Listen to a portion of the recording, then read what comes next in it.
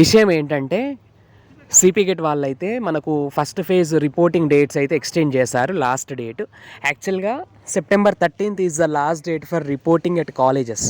Offline కౌన్సిలింగ్కి 13th అనేది last date. కానీ మనకైతే ఇవాళ రీస్కెడ్యూల్ చేస్తారు. ఒకసారి మీరు ఇక్కడ డేట్ చూస్తే పైన 13/9/2024 అంటే సెప్టెంబర్ 13న రీస్కెడ్యూల్ చేస్తారు. మరి ఎప్పటి వరకు మనం రిపోర్టింగ్ చేసుకోవచ్చు ఆఫ్లైన్లో అంటే 20th సెప్టెంబర్ 20 వరకు, అంటే ఇంకా వారం రోజులు పెంచారన్నమాట. అండ్ ఇంకా ఎవరైనా ఆఫ్లైన్ సెల్ఫ్ రిపోర్టింగ్ చేయని వాళ్ళు ఉంటే, అంటే మీకు వచ్చిన సీటుతో మీరు సాటిస్ఫై అయ్యి ఉంటే మీరైతే ఆఫ్లైన్ రిపోర్టింగ్ చేసుకోవచ్చు. లేదు నాకు వచ్చిన సీట్తో నేను సాటిస్ఫై అవ్వలేదు, ఓన్లీ ఆన్లైన్ పేమెంట్ చేసి నా సీట్ని నేను హోల్డ్లో పెట్టుకుని సెకండ్ ఫేజ్ వెబ్ ఆప్షన్స్ ఇచ్చుకుంటాను అంటే అట్లనైనా మీరు okay, no problem at all. And మరి సెకండ్ ఫేజ్ రిజిస్ట్రేషన్స్ ఎప్పుడు స్టార్ట్ అవుతున్నాయి? ఫస్ట్ ఫేజ్లో సీట్ రాని వాళ్ళు లేదా ఫస్ట్ ఫేజ్లో వచ్చిన సీట్తో సాటిస్ఫై కాని వాళ్ళు సెకండ్ ఫేజ్ రిజిస్ట్రేషన్స్ అయితే మనకు సెప్టెంబర్ 21 అంటే ఆల్మోస్ట్ మంత్ ఎండ్ అన్నమాట. సో ఎవరికైతే ఫస్ట్ ఫేజ్లో సీట్ అలాట్ కాలేదో లేకపోతే అలాట్ అయిన సీట్తో సాటిస్ఫై కాలేదో వాళ్ళైతే మళ్ళీ సెకండ్ ఫేజ్లో వెబ్ ఆప్షన్స్ ఇచ్చుకోవచ్చు.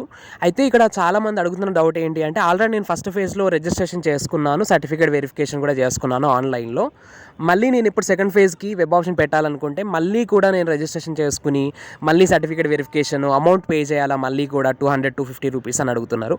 ఎవరైతే ఫస్ట్ ఫేజ్లో రిజిస్ట్రేషన్ చేసుకున్నారో certificate verification online certificate verification attend అయ్యారో సో వాళ్ళు మళ్ళీ చేసుకోనక్కర్లేదు. బట్ ఎవరైతే ఫస్ట్ ఫేజ్ అటెండ్ కాలేదో, అంటే ఫస్ట్ ఫేజ్లో రిజిస్ట్రేషన్ చేసుకోలేక ఈ ప్రాసెస్ అంతా ఎవరైతే చేసుకోలేదో, అంటే సర్టిఫికేట్స్ లేకనో లేకపోతే ఏదైనా ఇష్యూస్ వల్ల చేసుకోలేకపోయారో వాళ్ళైతే కొత్తగా మళ్ళీ రిజిస్ట్రేషన్ చేసుకోవాల్సి ఉంటుంది. బట్ ఇంతకుముందు చేసుకుని ఫస్ట్ ఫేజ్ వెబ్ ఆప్షన్స్ పెట్టుకున్న వాళ్ళైతే రిజిస్ట్రేషన్ చేసుకోనక్కర్లేదు. అండ్ చాలామంది అడుగుతూ ఉన్నారు క్లాసెస్ ఎప్పుడు స్టార్ట్ అవుతాయి మాకు అని. మాకు ఇంట్లో కూర్చొని బోర్ కొడుతుంది, చాలా మంత్స్ గ్యాప్ వచ్చింది, అక్కడికి వస్తే అంటే యూనివర్సిటీస్కో కాలేజెస్కో వస్తే ఏదైనా కాంపిటేటివ్కి ప్రిపేర్ అవ్వచ్చు కదా, ఏదైనా జాబ్స్కి ప్రిపేర్ అవుతాం మేము అని అడుగుతున్నారు. కాలేజెస్ ఎప్పుడు స్టార్ట్ అవుతాయి మరి అఫీషియల్గా అని అంటే, మనకైతే 2023లో నవంబర్ 1st వీక్లో క్లాసెస్ స్టార్ట్ అయ్యాయి.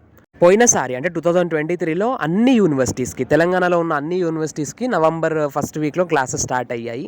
ఇప్పుడు ఈ డేట్స్ అనేవి ఎక్స్టెండ్ అయ్యాయి కాబట్టి సో మళ్ళీ సెకండ్ ఫేజ్ అయ్యేసరికి, థర్డ్ ఫేజ్ అయ్యేసరికి ఇప్పుడు మనకి సెప్టెంబర్ మంత్, తర్వాత అక్టోబర్లో మనకు దసరా వస్తుంది, దసరా సెలవులు ఉంటాయి. అట్లాగే సెకండ్ ఫేజ్ వెబ్ ఆప్షన్స్ పెట్టుకోవడం, సీట్ అలాట్మెంట్, మళ్ళీ third phase web options, third ఫేజ్లో registration, third phase web options. So ఇదంతా అయిపోయేసరికి అక్టోబర్ మంత్ మొత్తం అయిపోతుంది. అక్టోబర్ మంత్ ఏమో అట్లా దసరా హాలిడేస్తోని second phase third phase web options, seat అలాట్మెంట్తో అయిపోతుంది. అండ్ మనకు ఇంకా నవంబర్ మంత్ స్టార్టింగ్లో అంటే నవంబర్ మంత్ 1st వీక్లో మనకైతే క్లాసెస్ అయితే స్టార్ట్ అవుతాయి అన్నమాట. ఆఫ్లైన్ క్లాసెస్ అయితే స్టార్ట్ అవుతాయి. ఇది పోయినసారి జరిగింది, ఈసారి కూడా మ్యాక్సిమం అంతే జరుగుతుంది. అండ్ ఇక్కడ ఇంకో విషయం ఏంటంటే, మీకు అలాట్ అయింది ఓన్లీ సీట్ మాత్రమే, చదువుకోవడానికి మీకు ఒక సీట్. అండ్ మరి హాస్టల్స్ ఎట్లా అంటే, హాస్టల్స్కి కూడా అప్లికేషన్స్ తీసుకుంటారు. ఉస్మానియా యూనివర్సిటీలో సీట్ వచ్చిన వాళ్ళకి ఉస్మానియా, తర్వాత ఉస్మానియా యూనివర్సిటీలో ఉన్న sub campus Nizam, Saifabad, Secunderabad PG college, అట్లాగే తెలంగాణ మహిళా విశ్వవిద్యాలయం, వీళ్ళకైతే ఆన్లైన్లో అప్లికేషన్స్ తీసుకుంటారు. సో మీకు ఎవరికైతే సీట్ అలాట్ అయ్యాయో అంటే university seats, sub campus seats, ఇప్పుడు నేను చెప్పిన వాటిల్లో వాళ్ళకైతే మొబైల్ నెంబర్కి, రిజిస్టర్డ్ మొబైల్ నెంబర్స్కి మెసేజెస్ వస్తాయి, మీరు ఒకసారి చెక్ చేసుకుంటూ ఉండండి. అండ్ మిగిలిన యూనివర్సిటీస్ కాకతీయ, శాతవాహన, పాలమూరు, తెలంగాణ, మహాత్మా గాంధీ యూనివర్సిటీ, వీళ్ళకైతే ఆఫ్లైన్లో హాస్టల్ అడ్మిషన్స్కి సంబంధించిన అప్లికేషన్ ఫామ్ ఇస్తారు. ఫిల్ చేసి వాళ్ళు చెప్పిన అమౌంట్ అయితే మనం డీడీ కట్టడం కానీ, లేదంటే వాళ్ళకు ఆన్లైన్ పేమెంట్ చేయడం కానీ, లేకపోతే బ్యాంకుకి వెళ్ళి చలాన్ పే చేయడం కానీ చేయాల్సి ఉంటుంది. సో ఇట్లా మిగిలిన యూనివర్సిటీస్ అన్నింటికీ ఆఫ్లైన్లో అప్లికేషన్ ఉంటుంది. ఓన్లీ ఉస్మానియా యూనివర్సిటీ, అట్లాగే Osmania university sub campuses and Telangana మహిళా విశ్వవిద్యాలయం, అదే కోటి విమెన్స్ కాలేజ్, వీళ్ళకు మాత్రమే ఆన్లైన్ సైట్ పోర్టల్ అయితే అవైలబుల్గా ఉంది. సో ఆన్లైన్లో అయితే వీళ్ళకు అప్లికేషన్ తీసుకుంటారు. మిగిలిన యూనివర్సిటీస్ ఆఫ్లైన్లో హాస్టల్ అడ్మిషన్స్ అని అలాట్ చేస్తారు.